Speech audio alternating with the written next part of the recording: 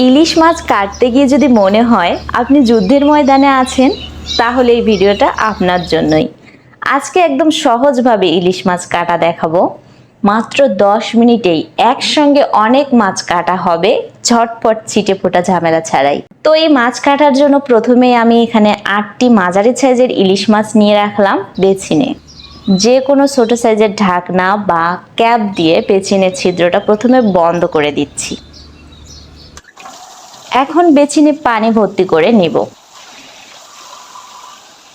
এরপর এরকম একটা আঁশ ছাড়ানো যন্ত্র দিয়ে এই পানিতে মাছ রেখে আঁশ ছাড়িয়ে নেব। আপনারা চাইলে ছোট চামচ দিয়েও এই আঁশগুলো ছাড়িয়ে নিতে পারেন। এরকম করে পানি দিয়ে আঁশ ছাড়িয়ে নিলে কিন্তু মাছের আঁশ চারদিকে ছিটকে পড়বে না, চারপাশ থাকবে একদম পরিষ্কার। এরকম করে আমি সবগুলো মাছেই আঁশ ছাড়িয়ে নেব। এখন বেচিনের মুখে যে ক্যাপটা দিয়েছিলাম সেটি তুলে ফেলবো। সব আঁশগুলো খুব সুন্দরভাবে একসঙ্গে এরকম জমে থাকবে। এখন এগুলো ফেলে দেব। দেখতেই পাচ্ছেন চারপাশে কিন্তু কোনো রকম আঁশ যায়নি। এখন কাঁচি হাতে শুরু করলাম অপারেশন ইলিশের পাখা আর লেজ কাটার। ভাবটা এমন যেন ইলিশের নতুন একটা হেয়ার স্টাইল দিচ্ছি। এভাবেই সবগুলো ইলিশ মাছের পাখা আর লেজ কেটে নেব। এরপর বটি আর চাকু যে যেটি দিয়ে কাটতে পছন্দ করেন সেটি দিয়েই কেটে নেবেন। আমি বটি দিয়ে এরকম পিচ করে কেটে নিচ্ছি। আমি এরকম মাঝারি সাইজ করে কেটে নিচ্ছি। আপনারা যে যেরকম রাখতে চান সে অনুযায়ী কেটে নেবেন।